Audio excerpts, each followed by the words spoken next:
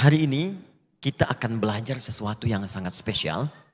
Jika di pertemuan lalu kita telah bahas tentang kasih Allah kepada dua golongan yang diperkenankan boleh berbuka selama Ramadan dan dia wajib mengganti setelah Ramadan, maka yang sekarang kita akan bahas adalah satu golongan spesial yang diperkenankan oleh Allah bahkan tidak perlu puasa selama Ramadan.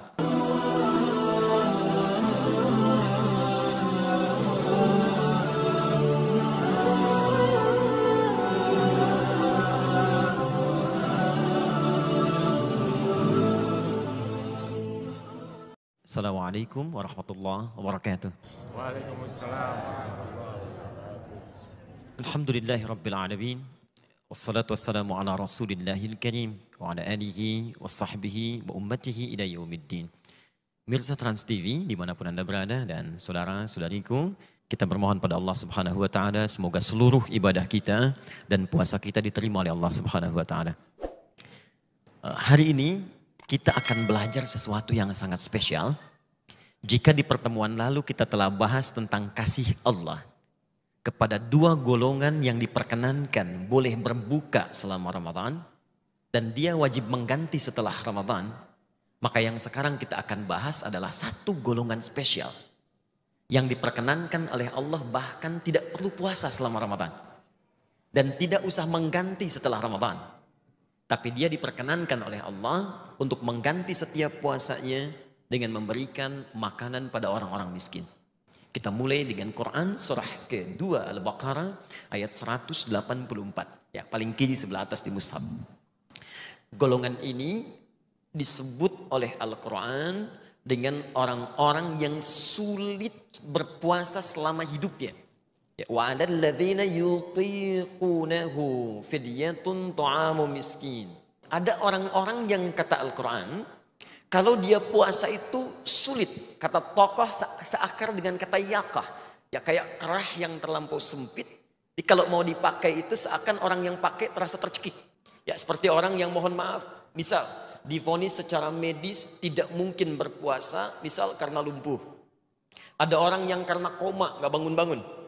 Ya, ada di Timur Tengah sekarang seorang perempuan sudah 25 tahun koma. Baru setelah itu bangun. Maka orang semacam ini, kata Al-Quran, boleh dia selama masa Ramadannya tidak perlu berpuasa dan tidak usah diganti setelah selesai Ramadan. Cukup setiap hari dia tidak berpuasa, maka keluarkanlah ganti penebus dengan memberi makan seorang miskin. Satu orang miskin. Ini yang dinamakan oleh Al-Quran dengan nama fidyah.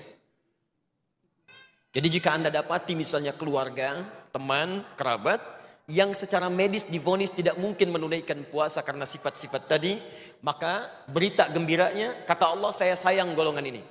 Dia harus mendapatkan pahala juga. Yang puasa dapat pahala, yang ini pun akan dapat pahala. Bagaimana caranya? Setiap hari tidak puasa, keluarkan gantinya dengan memberikan satu makanan untuk orang-orang miskin. Nah sekarang pertanyaannya, berapa takaran fidyah yang dikeluarkan untuk satu orang miskin ini? Bagaimana bentuk yang diberikannya? Maka kata para ulama, yang pertama, fidyah yang diberikan untuk satu orang miskin ini, kadarnya adalah 3 kali makan dalam sehari. Ya kadar normal. Anda akan makan sehari 3 kali ya? Ya normalnya, siang, sebelumnya pagi, kemudian malam. Maka yang kita berikan pada satu orang ini, awas hati-hati, ada sementara yang tidak memahami, bayangannya berikan satu orang miskin satu makanan saja. Kata para ulama bukan begitu caranya. Jadi 3 kali makan berikan pada satu orang. 3 kali makan ini yang kedua, porsinya disesuaikan dengan kadar makan Anda dalam keseharian. Misal, ada yang sehari makan 3 kali dihitung 50.000 misalnya. Maka berikanlah senilai 50.000 ini kepada satu orang miskin dalam bentuk makanan. Jika Anda makannya menunya beda dengan yang lain. Ada yang saat makan ayamnya ada, kambingnya ada, sapinya ada, sayurnya lengkap. Kalau dihitung misalnya 250.000. Maka yang seperti ini kadar fidyahnya pun disesuaikan dengan kebiasaan makannya. Ustadz bagaimana kalau kasusnya saya di rumah kadar makan 250.000. Cuman oleh dokter divonis ada makanan tertentu yang gak boleh dimakan. Jadi makan tiap hari dengan kangkung, bayam, tempe, ya. Tapi kemampuan ada. Nah, maka kata para ulama, yang dilihat bukan apa yang dimakannya, tapi kadar kewajaran yang berlaku di keluarganya. Paham sampai sini? Baik, kalau paham coba kita diskusi sebentar. Barangkali ada yang mau ditanyakan atau kita coba diskusikan. Ada yang mau bertanya? Bismillah Ustadz, Assalamualaikum. Saya kan kondisi lagi hamil Ustadz. Alhamdulillah. Jadi kalau misalnya untuk membayar, kemungkinan saya tidak berpuasa Ustadz. Jadi bayarnya itu dengan qadha atau dengan fidyah. Baik, dimasukkan oleh para ulama pada golongan orang-orang yang dianggap sakit. Ya, faman kana minkum maridha, jika ada di antara kalian itu sakit. Sakit itu bukan karena sakitnya, ketidakmampuannya untuk berpuasa karena ada penghalang yang lain yang menghalangi. Maka kondisi ibu hamil ini dibagi dua oleh para ulama. Satu, jika khawatir pada dirinya saja, karena kalau berpuasa bisa mengganggu keadaan dirinya dan lemah saat berpuasa, maka hukumnya sepakat ulama, dia boleh berbuka, bahkan wajib berbuka, nanti kemudian diqadha di kemudian hari setelah selesai Ramadan. Jadi ketika Anda melahirkan, alhamdulillah selamat lahirannya, kemudian bayinya juga selamat. Setelah itu ada waktu senggang, silahkan di antara 11 bulan ke depan, ambil, cicil, sehari, tidak harus berurutan. Hari pertama sekarang, 3 hari setelahnya, 4 hari setelahnya, bahkan pernah Sayyidah Aisyah pernah mengqadha puasa itu di bulan Sya'bannya. Di setelah Ramadan, Sya'ban tahun depan hampir 11 bulan baru qadha. Jadi bukan aib mengqadha itu walaupun tidak berurutan. Ya.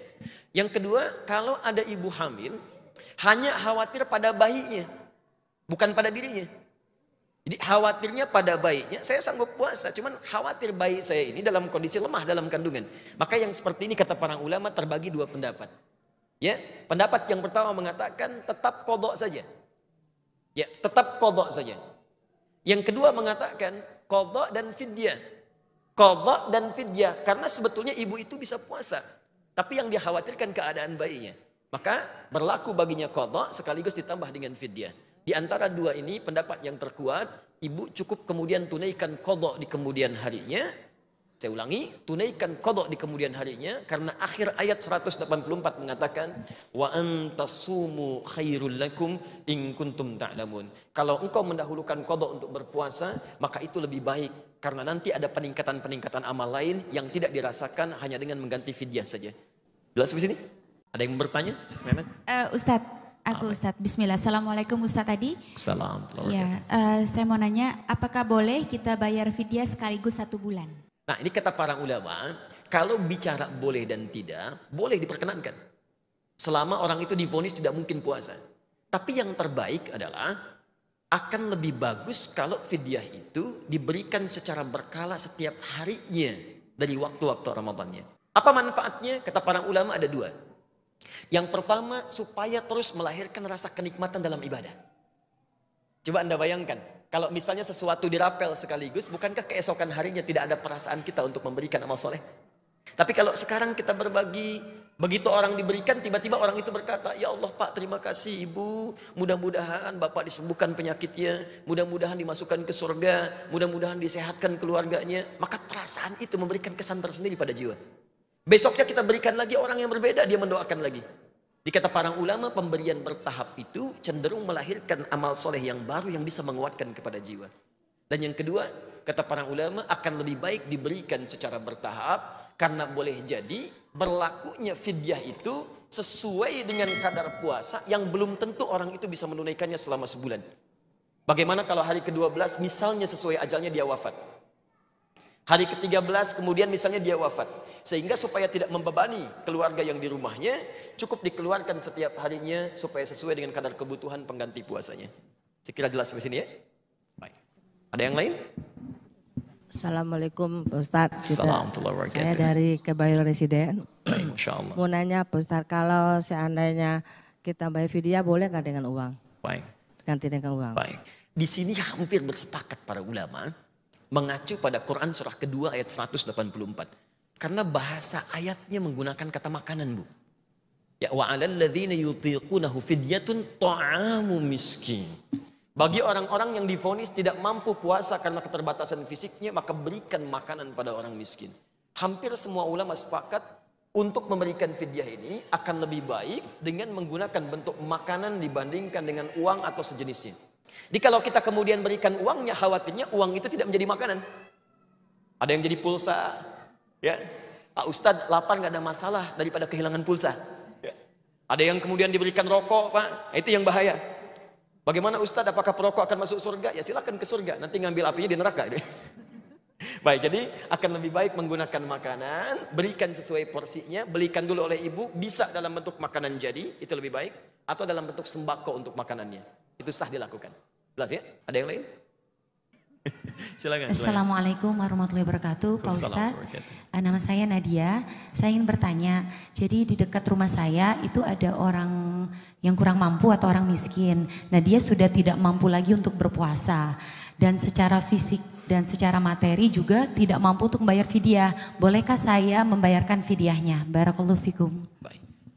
Tidak mampu itu dibagi dua. Secara materi, ada fakir, ada miskin, itu berbeda. Orang fakir itu memang orang yang sudah tidak mampu berusaha dan tidak punya kemampuan menghidupi dirinya. Miskin punya kemampuan berusaha, tapi hasil usahanya tidak bisa kemudian mendorong hidupnya atau memenuhi kebutuhan hidup yang dia perlukan. Nah, jika Anda dapatkan kondisi seperti tadi, baik di fakir ataupun di miskin, untuk fidyah pun tak mampu dia berikan, maka boleh kerabatnya bersedekah kepada dirinya. Dengan sedekah itu dia berikan kepada bagian fidyahnya, maka berita gembiranya hadis Muslim. Nomor hadis 1389, dua nomor dengan 1402. Hadisnya berbeda redaksi tapi isinya serupa. Man dalla ala khair falahu ajruhu mithla ajri fa'ili min ghairi an yanqusa min ajrihi syai'. Siapa yang bisa menunjukkan, memfasilitasi pada kebaikan, maka dia akan mendapat pahala yang sama dengan yang memberikan tanpa dikurangi sedikit pun. Anda memberikan bagian fidyahnya, dia berikan fidyahnya. Maka ketika dia berikan fidyah, dia dapat pahala. Berapa pahalanya? Paling minimal 10. Quran surah ke-6 ayat ke-160. Quran surah 6 ayat 160. Man jaa bil hasanati falahu asyru amthaliha. Siapa yang mengerjakan satu kebaikan dapat 10 poin. Jarak poinnya bukan 1, 2, 3, 4, 10. Bukan. Di hadis Muslim, 1 ke 2, 500 tahun. 2 ke 3, 500 tahun. 3 ke 4, 500 tahun. Kalau yang ibu berikan berupa sedekah sifatnya infak, ada makanan untuk fidyah tadi, maka digandakannya 700 kali lipat. Dalilnya Quran surah kedua ayat 261 paling kiri sebelah atas di mushaf. Ya. Mathalul ladzina yunfiquna amwalahum fi sabilillah kamathali habba ambatat sab'a sanabil fi kulli sumbulatin mi'atu habba. Setiap orang yang berinfak di jalan Allah, Anda kasih fidyah itu infak, tidak harus pakai uang. Begitu diberikan, maka nilainya jadi satu benih, tumbuh 7 tangkai, dari 7 tangkai setiap tangkai tumbuh 100. 1 kali 7 kali 100, 700. Jika Anda kerjakan di bulan Ramadan, pindah ke Al-Bukhari, Kitabus Siyam, nomor hadis yang pertama, paling kiri sebelah atas di kitabnya. Khusus untuk Ramadan, dikali lagi 10 kali lipat. Jadi kalau Anda berikan sedekah untuk fidyah, nilainya 700 dikalikan 10. Khusus untuk Ramadan. Wallahu ta'ala a'lam bissawab.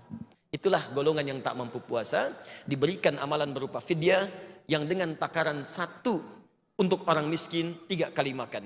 Jika Anda bisa mampu memberikan lebih, maka itu lebih baik. Allahumma taqabbal minna innaka antas sami'ul alim wa tub 'alaina innaka antat tawwabur rahim. Allahumma ja'alna ya Allah mimman yutiqu fi ada'is siyam. Ya Allah, mohon jadikan kami orang-orang yang mampu untuk menunaikan puasa sesuai dengan kadar kesanggupan yang telah Engkau tetapkan. Allahumma ja'alna ya Allah minal mutasaddiqin li ata'il fidyah liman lam yutiqu lisiyam. Ya Allah, jadikan kami hamba-hamba yang mampu bersedekah, berbuat baik pada orang-orang yang tidak mampu memberikan fidyah. Anugerahkan kesanggupan pada kami untuk membantu mereka hadir dalam kesulitan mereka. Allahumma alhiqna bis salihin ma'al ladzina an'amta 'alaihim minal nabiyyin was-syuhada'i was-shalihin wa hasuna ulaika rafiqa. Ya Allah, jadikan kami termasuk hamba-hamba-Mu yang baik yang bisa menyatu di surga bersama para nabi, para orang-orang baik, orang-orang jujur dan orang-orang yang wafat di jalan-Mu ya rabbal alamin. Rabbana atina fid dunya hasanah fil akhirati hasanah wa qina adzabannar. Taqabbal minna fi hadzal hadi asyar ya Allah. Taqabbal minna wa illam taqbal lana falakunanna minal khasirin. Kami telah berikhtiar dan kami mohon terima amalan kami. Jikapun Engkau tidak menerimanya, maka kami akan termasuk orang-orang yang rugi di hadapan-Mu. Bifadlika subhana rabbika rabbil izzati amma yasifun wa salamun alal mursalin wa akhiru da'wana alhamdulillahi rabbil alamin. Assalamualaikum warahmatullahi wabarakatuh.